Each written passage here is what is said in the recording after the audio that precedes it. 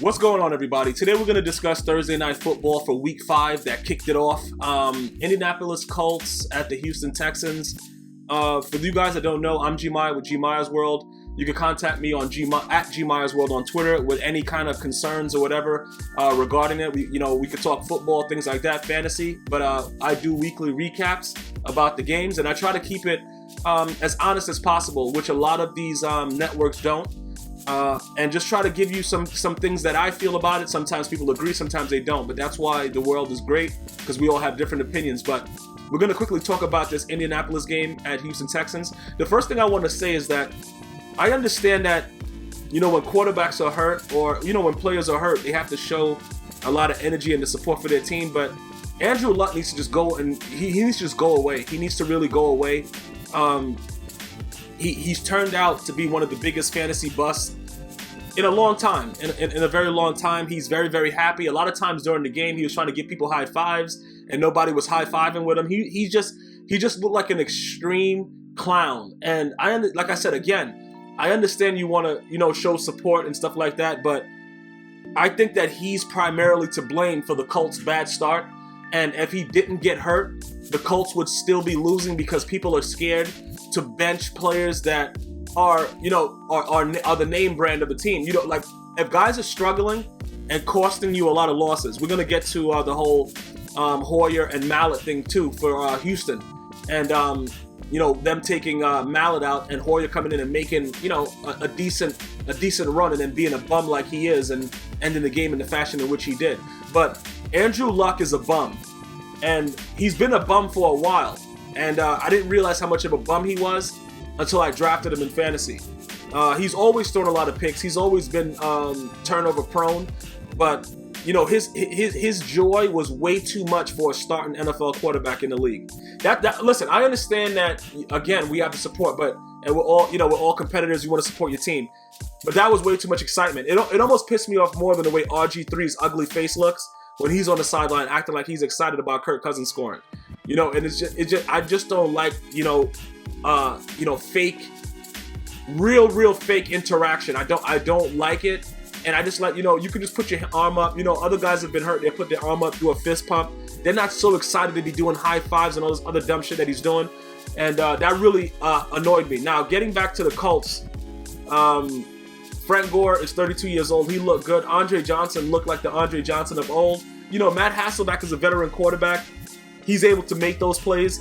And it was a really good situation for the Colts to be able to have Hasselbeck in for these couple games and to kind of get them back on track. I know that at the end of that Tennessee game, Andrew Luck brought them back, but even the passes that he threw, they should have been picked. The ones that were caught for touchdowns. He's not, I don't know. We're going to see how it turns out, but I don't know what has happened to him. I don't know if, the hype or the pressure has gotten to him, but he's been horrible and very disgusting as an NFL quarterback. And something has to give with this guy. He's eligible to play again for the next, they're going to be off for like 11 days or whatever, so his shoulder will be healed. If I'm a Colts fan, I don't want him to play the season. And the reason is, I think that they have a much better chance to win with Hasselbeck there. And the same way I felt the same way about Geno Smith and Fitzpatrick. Fitzpatrick, just let Fitzpatrick stay there. Geno Smith, you know what you're going to get. A ton of picks. He's not going to change. That's what he is. He's going to make a stupid face. He looks like a burnt raccoon. And he's going to continue to do the wrong thing. So, in my opinion, if I were a Colts fan, I would want to see more of Hasselbeck and no more Andrew Luck. Rest your shoulder for the entire year and just go sit the F down. And hopefully we get to trade you and you get the hell out of here. Like I said, I want to wait. I honestly want to see him go back in and stink the joint up, because he may have to be traded. Regardless of the situation, Houston should have won this game. And if Houston would have won this game, I think Chuck Pagano would have been on the hotter seat. Either way, I don't think they're going to bring Chuck Pagano back. The Indianapolis Colts is not going to do anything this year. I don't care. Whatever happens. Andrew Luck plays Hasselbeck. I think Hasselbeck gives them the best chance to go forward, but I don't think they're going to make noise when it comes to playoff time. I'm just being honest with the way it is. I think Chuck Pagano might have to get fired soon. That's just my opinion based on the way the team is playing and things like that, and a lot of the decision making that's been going on. You know, you guys may have different stances on it. That's my stance with the Colts. Frank Gore looked a lot more energetic yesterday. He looked a lot more fresh. I saw one run where he was able to actually bend his back down and get lower than a defender, which is good because he's so damn old in football years. That looked really good. I like to see that. And, you know, same thing with Andre Johnson.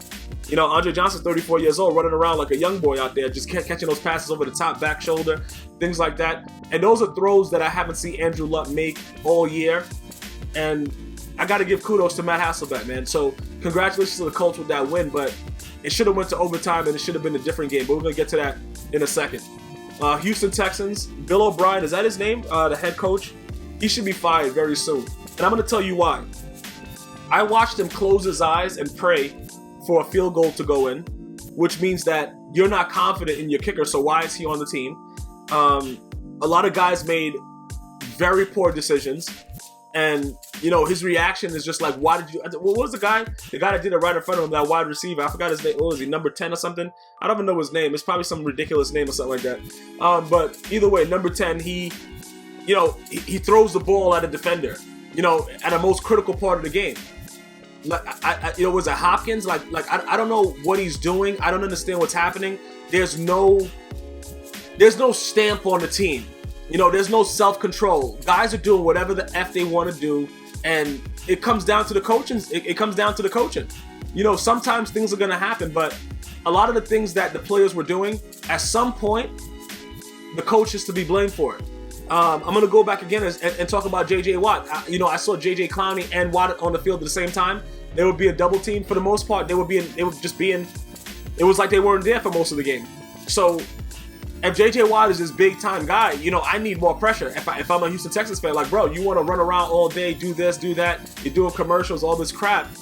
You know, I'm not seeing enough. I know you're double team. You got to expect that double, triple team. Make it your teammates have to do something. Because if you're not getting any sacks, and the other guys are not getting around the end, and, you know, it just doesn't make any sense that you're that guy. When you're a big name guy, you have to make plays, regardless of how they double team, triple team. At least have a shining light. You know, like you made a big play at one point. Nothing happened. I didn't see anything exciting about the Houston Texans, and I think it's about time that Bill O'Brien, you know what I'm saying, kicks the dust. And that's just my opinion about it, because I want to see competitive games. As do a lot of the guys that view this game of football. You want to see competitive games. Even if, you know, sometimes they're going to be blowouts and things like that, you want to see guys that are well coached and guys that are fighting. I don't know what the hell was going on yesterday. You know what I'm saying? And then we're going to go right into Hoyer. You know, first of all, Ryan Mallett is a bum. And he shouldn't be in the NFL at all. He should be doing Pee Wee League football. He's a bum. That's without a doubt. He's the reason that he got blown out unproportionately by the Atlanta Falcons last week. So that's without a doubt a ridiculous thing that's going on right now. That he is even in the NFL and he's even doing the things that he's doing. He's a total bum. But I'm going to get to Brian Hoyer right now, because everybody knows, it's like football 101. You could put a squirrel out there with a football. You don't ever throw the ball away in the middle of the field. I'm sorry, bro. When I saw him do that, I just turned the channel. I'm like, you know what, bro? This dude right here is still a bum. That's why the Browns, you know, like I said, I remember he got the Browns to a hot start, but I was never really sold on Hoyer. I just thought he was a bum the whole time, and he was just making some decent throws, and shit was coming through. I think he's more of a game manager, but he couldn't even do that right yesterday. They were in perfect prime position, even with that late personal foul or whatever, you know, whatever unsportsmanlike conduct with Hopkins or whatever happened. They were in perfect position to win that game. And I'm going to tell you this right now. Arian Foster's a real man. Arian Foster stiffed on the man to hell yesterday. He just, like, the guy, he stiffed on like two guys on one play, but the cornerback that he punched in the face that fell on the ground, and then the way he rolled up and jumped up, he's an embarrassment to himself, his family, raccoons, giraffes, lions, lionesses, pterodactyls, and snakes. He's an embarrassment to all those things before even being an embarrassment to his organization. He should be fined for the way he got stiff-armed. Arian Foster's a real man, and I appreciate the way he plays the game. And they don't have a quarterback. I'd rather just snap the ball to Arian Foster, let Arian Foster do whatever. I think Deion Sanders had said that at halftime. Like, just snap the ball to Arian Foster and Wildcat all game. Because both those quarterbacks are ass clowns. And that's my opinion about it. And like I said, if you can agree, you don't have to agree. But I try to keep it streamlined with the way that I view what happened, and that game should have at least went to overtime with the possibility of the Houston Texans winning that game, because they have some tools. You saw the guys strong at the end of the half make that Hail Mary play. Hopkins is playing well. Arian Foster's doing certain things. There's no reason for this team to be losing like that. The coaching and the quarterback. And when your when your coach is closing his eyes while field goals are being kicked, that shows a lack of confidence in his unit. You understand what I'm saying? And he's responsible for for bringing guys on the team. So if you don't feel confident with your kicker, get rid of him. That's what you're hired to do. That's what you're supposed to be doing. Take care of the personnel, see what's going on, understand your role. I didn't see that last night. Very disappointed in the Houston Texans, as the fans should be. That's my recap for Week 5, kicking it off with Thursday Night Football. Hope you guys enjoyed it. Stay tuned. Look back for my past NFL recaps. It's available on iTunes, available on Android if you download the Podcast Box app, and then just search GmiasWorld Podcast. It's all free. And this is not all I talk about. I talk about a lot of different things on my podcast. It's on YouTube, it's on iTunes, it's on Android with the way I just disclosed it on the Podcast Box app. Enjoy. Subscribe. Until next time. One love.